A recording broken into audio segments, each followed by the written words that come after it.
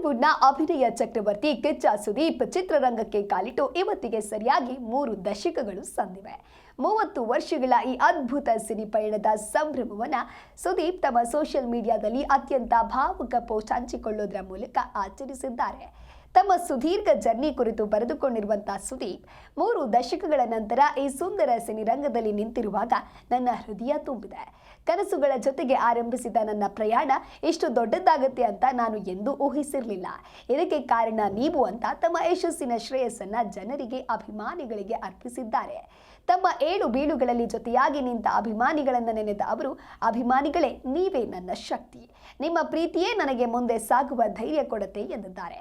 Cinema ಅನ್ನೋದು ಒಬ್ಬರ ಕೆಲಸವಲ್ಲ, ಅದೊಂದು ತಂಡದ ಕೆಲಸ ಅಂತ ಸುದೀಪ್ ಅಭಿಪ್ರಾಯಪಟ್ಟಿದ್ದಾರೆ. ನನ್ನ ಮೇಲೆ ನಂಬಿಕೆ ಇಟ್ಟ ನಿರ್ದೇಶಕರು ಮತ್ತು ಬರಹಗಾರರಿಗೆ ಧನ್ಯವಾದಗಳು. ನಿರ್ಮಾಪಕರು ತೋರಿಸಿದ ಧೈರ್ಯ ಮತ್ತು ವಿಶ್ವಾಸದಿಂದ ನನ್ನ ಕನಸುಗಳು ನಿಜವಾದವು. ನನ್ನ ಎಲ್ಲ ಸಹನಟರು ಹಾಗೂ ತಾಂತ್ರಿಕ ವರ್ಗದವರ ಪರಿಶ್ರಮ ಅಮೂಲ್ಯ ಅಂತ ಸ್ಮರಿಸಿದ್ದಾರೆ. ತಮ್ಮ ವೃತ್ತಿ ಜೀವನದಲ್ಲಿ ಮಾಧ್ಯಮಗಳ ಪಾತ್ರವನ್ನು ಉಲ್ಲೇಖಿಸಿದ್ದ ಕಿಚ್ಚ, ನೀವು ನನ್ನನ್ನು ಬೆಂಬಲಿಸಿ, ಪ್ರಶ್ನಿಸಿ, ಬೆಳೆಸಿದ್ದೀರಿ.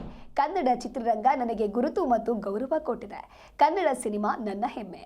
ಕೊನೆಯದಾಗಿ ಕುಟುಂಬ ಮತ್ತು ಸ್ನೇಹಿತರಿಗೆ ಧನ್ಯವಾದವನ್ನು ತಿಳಿಸಿರುವ ಸುದೀಪ್, ಈ 30 ವರ್ಷಗಳು ನನಗೆ ವಿನಯವನ್ನು ಕಲಿಸಿವೆ.